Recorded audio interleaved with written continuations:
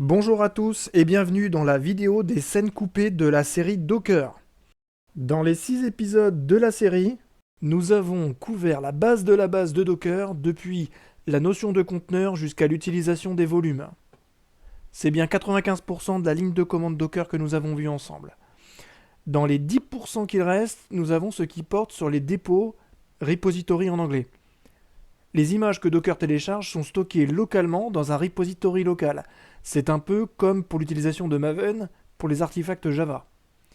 Plus généralement, les dépôts sont les lieux où on va déposer push et télécharger pull des images Docker, et en particulier nos images à nous. Le dépôt distant officiel, c'est le Docker Hub, et il ressemble à ça. Sur la page principale, j'ai tout un tas de suggestions. On reconnaît tout de suite un certain nombre d'images à succès. Mais revenons à nos moutons. Les commandes pour le repository, vous l'avez compris, c'est push et pull. Ces commandes, vous saurez bien les utiliser. Ce qu'on va plutôt aborder dans cette vidéo est un peu plus exotique. Ce que nous allons discuter, ce sont les options d'export et de sauvegarde de nos images en local.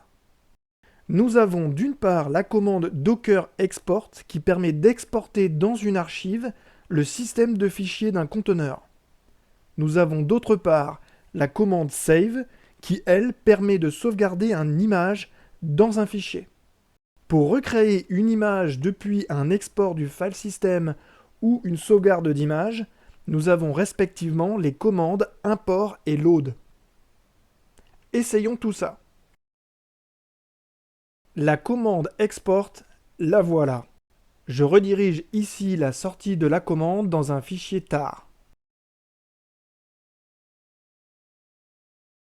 La commande Linux star m'en affiche le contenu. Inversement, je peux créer un conteneur à partir de cette archive avec la commande import.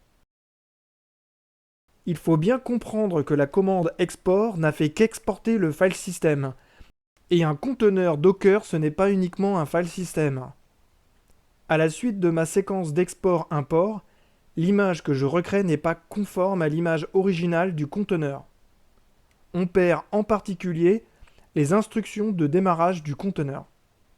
C'est pour ça que je précise ici /bin/sh. Plus intéressant maintenant, nous avons Save.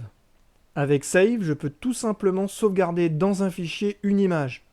Allons-y. Mon image est backupée. Je peux, si je le souhaite, la supprimer de mon dépôt local.